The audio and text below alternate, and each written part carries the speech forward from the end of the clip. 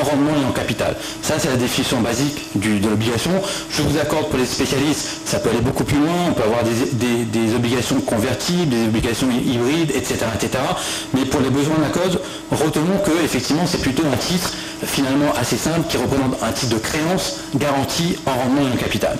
Alors les sukuk sont un peu différents. Les sukuk, donc, on dit, ce ne sont pas des titres de capital, donc ce ne sont pas des actions, ce ne sont pas non plus des titres de créance. Quelque part, elles sont entre les deux.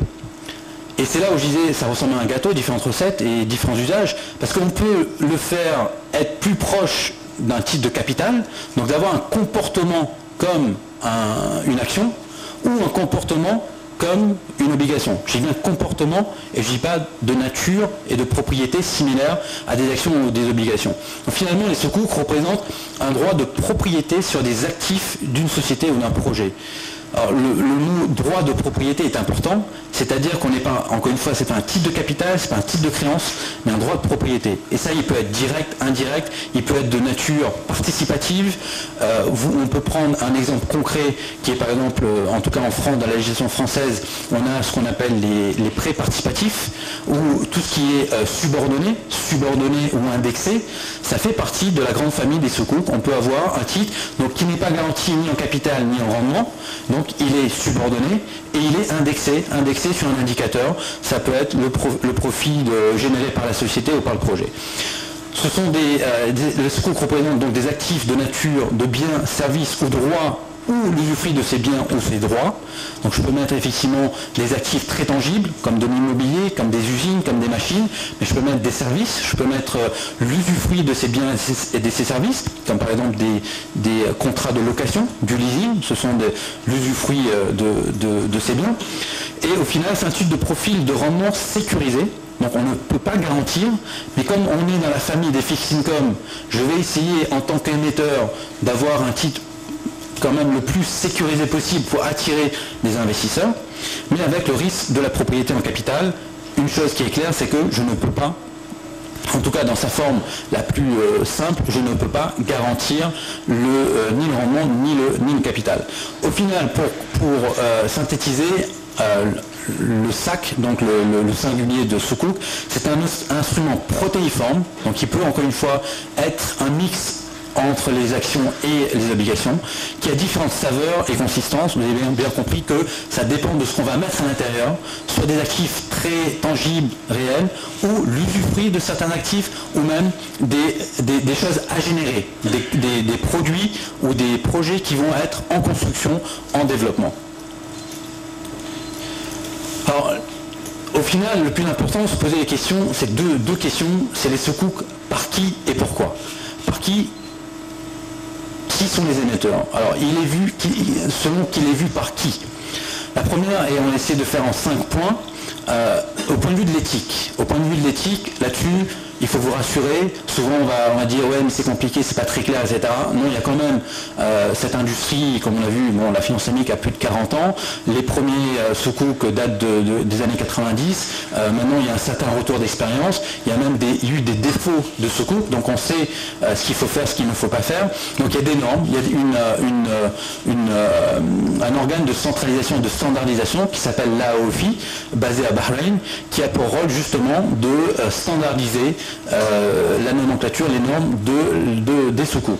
Et ça, c'est un organe qui est mondial, qui représente l'industrie de la finance islamique, dont font partie l'ensemble des grands, des éminents spécialistes du monde musulman, que ce soit d'Asie, du Golfe et même de l'Occident.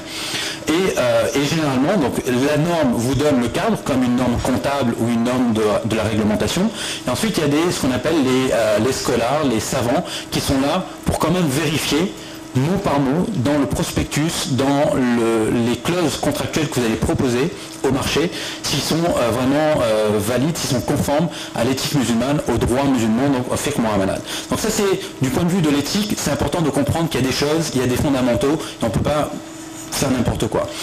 Deuxième point, c'est au point de vue de la structuration. Qui structure? Généralement, vous avez un arrangeur, donc une banque qui arrange l'opération. C'est un peu comme un chef de file, celui qui va structurer le montage avec tout son savoir-faire, avec justement aussi son innovation, son ingénierie, selon que vous avez, vous en tant qu'émetteur, selon votre activité, si elle est plutôt une activité de rendement plutôt régulière, ou une activité en développement avec du capital à la fin, ou du service, etc.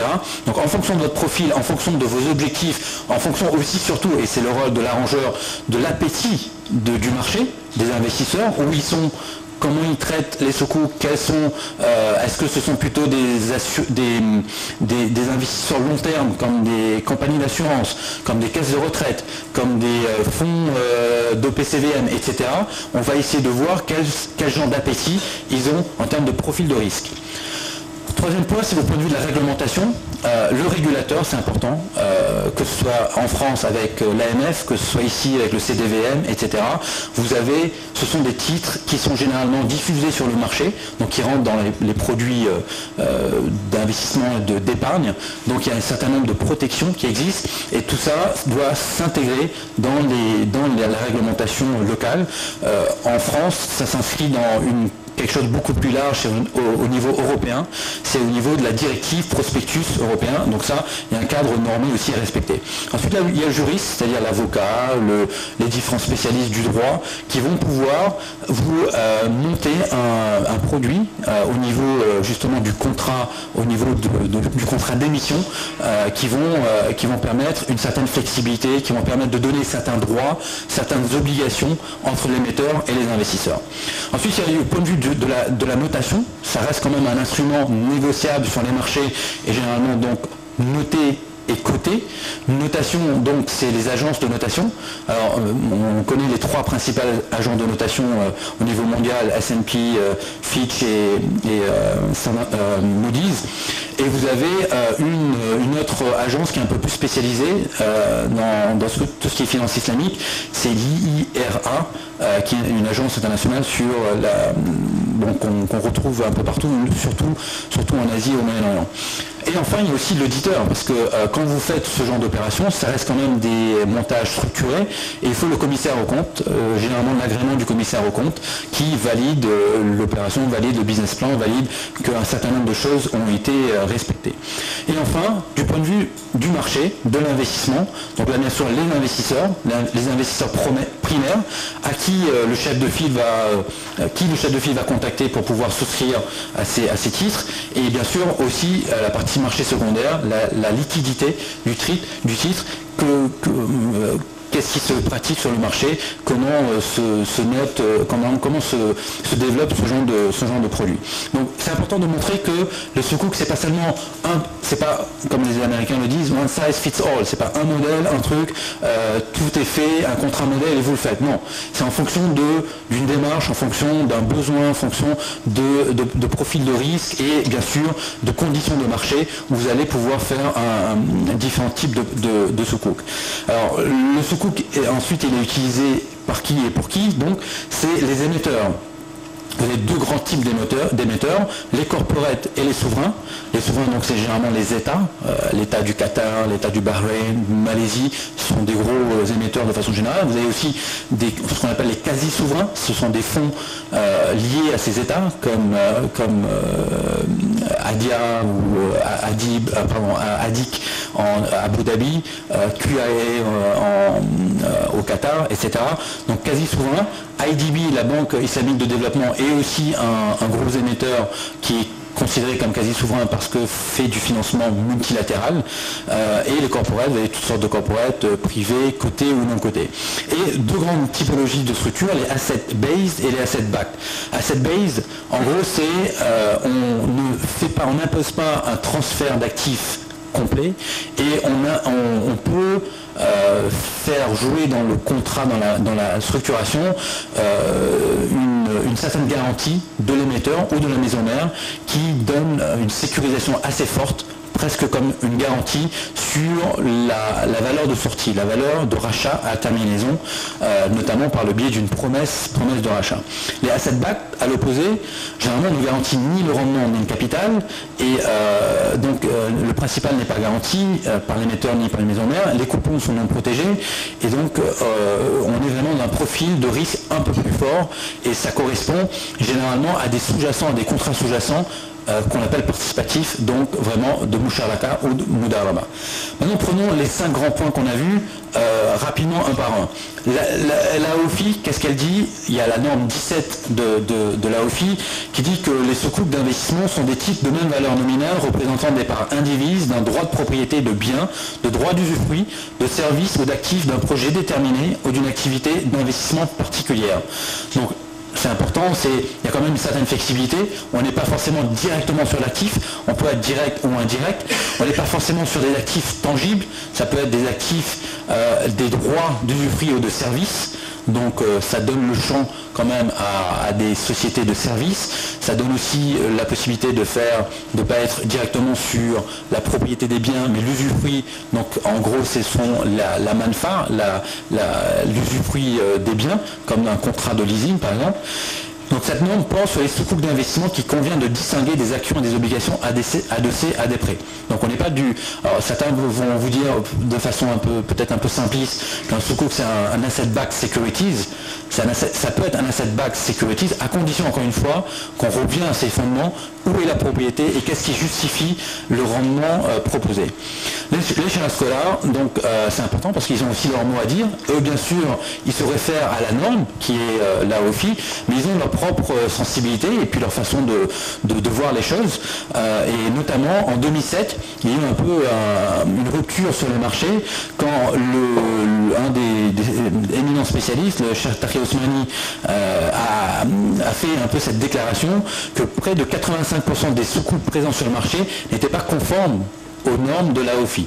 Et il le disait, alors 85% des sukuk, en précisant bien, il voulait parler des sukuk d'investissement participatif, donc dont le sous-jacent sont les contrats de Musharaka et Mudaraba. Parce que eux étaient, en gros, le principal, le rachat était garanti, or que par construction, ce sont des contrats participatifs, on ne peut pas garantir le principal. On peut le faire sur des sukuk ijara, on est en location, en leasing, avec une promesse de rachat à la valeur nominale, parce qu'effectivement, on est sur une opération de leasing et non pas de partenariat.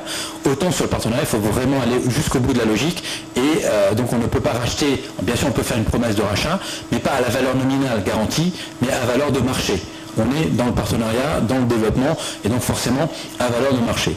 Et ce qu'il y a eu, et ensuite il y a eu le Sharia Board de la OFI, a fait cette résolution formelle, comme quoi, certains rappellent, donc autant sur les sukuk ijara, on peut faire cette promesse d'achat à valeur nominale, mais autant sur les sukuk musharaka et mudaraba, on ne peut pas faire une promesse de rachat à valeur nominale, mais au plus à valeur de marché.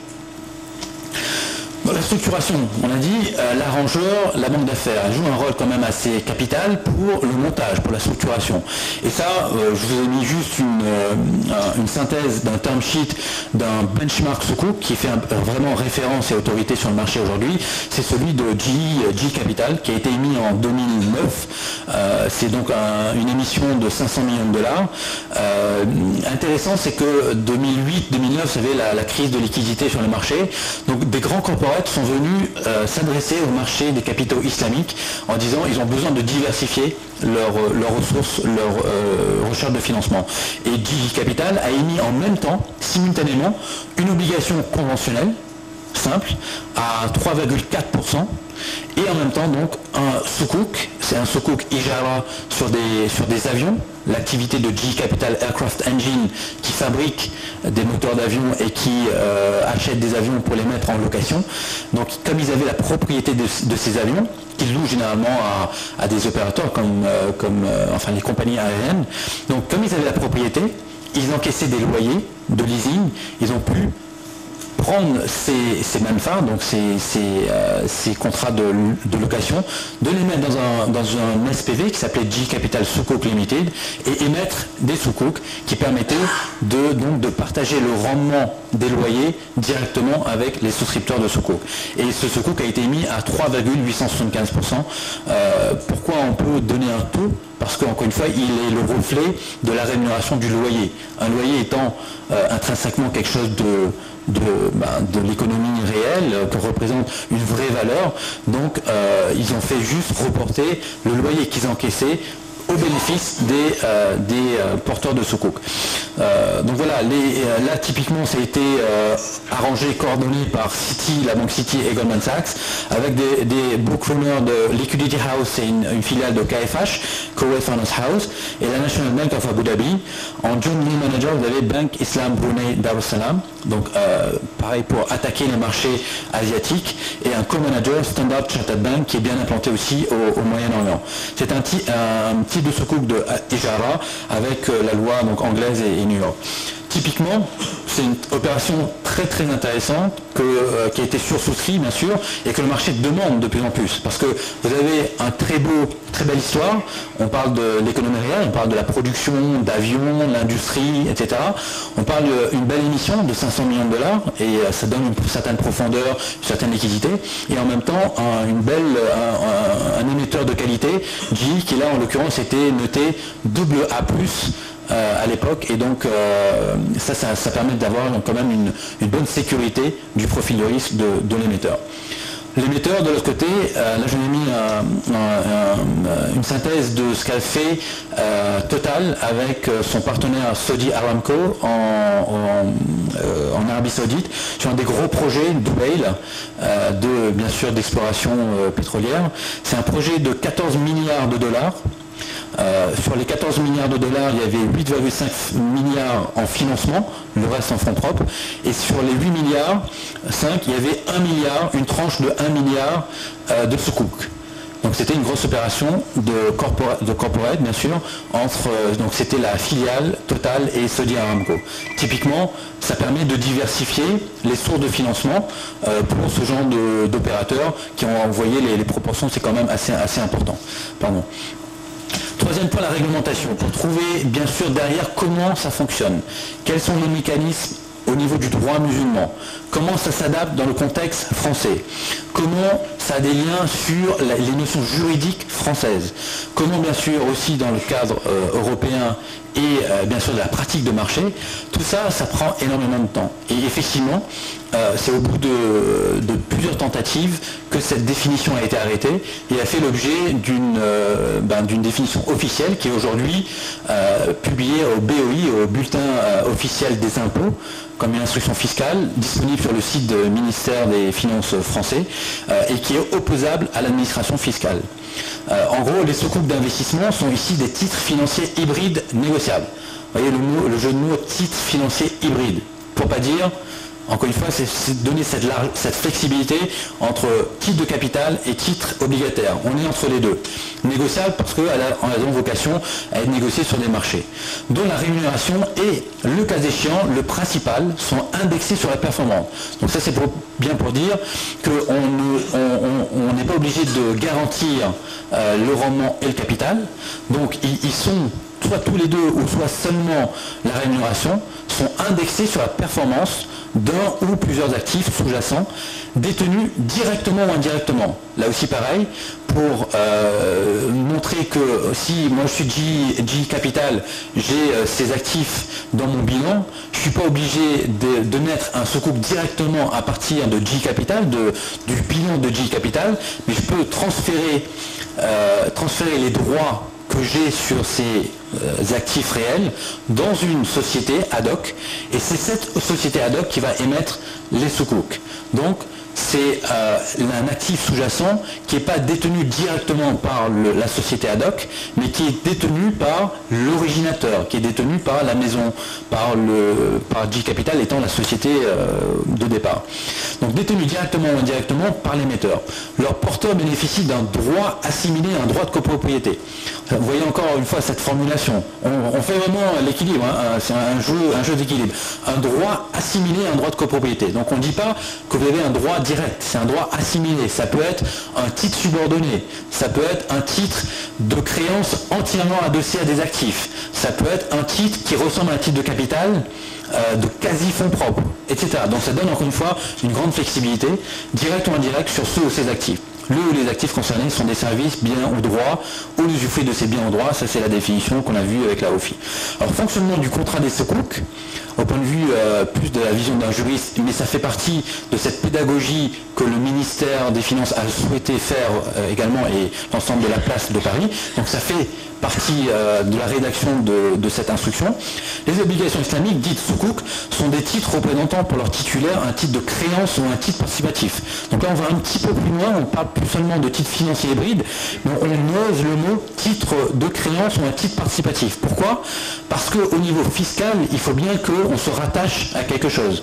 Un titre financier, fiscalement, on ne sait pas très bien le décrire.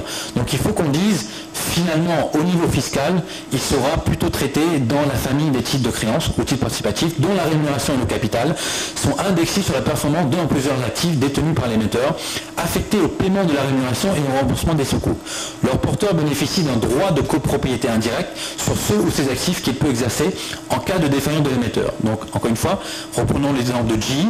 Si la société ad hoc fait faillite, je peux remonter par ce biais de droit sur les actifs de départ, je peux remonter à GE Capital, et même si GE Capital fait défaut, je peux remonter à la maison mère de GE. Donc là c'est la holding, la grande société que vous connaissez, qui a 300 000 employés, qui a un bilan de plus de 100 milliards, etc. etc. Le ou les actifs concernés sont des actifs tangibles ou l'usufruit de ces actifs tangibles. Donc il y a beaucoup de mots. Le principal à retenir, c'est quoi? C'est qu'au final, on est entre des actions titres de capital et des obligations titres de créance, et tout doit être fait pour qu'on justifie la rémunération en rendement et en capital.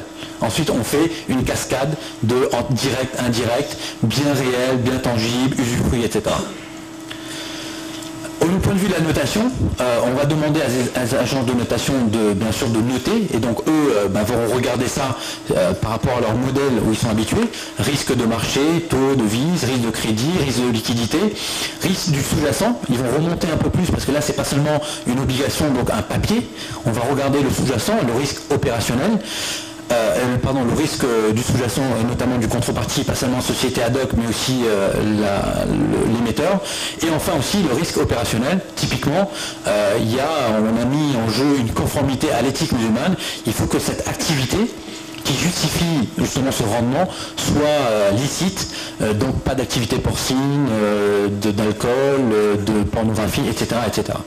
Et au final, donc ça c'est la partie notation. La partie auditeur, de eux, il faut bien que pareil ça rentre dans un bilan avec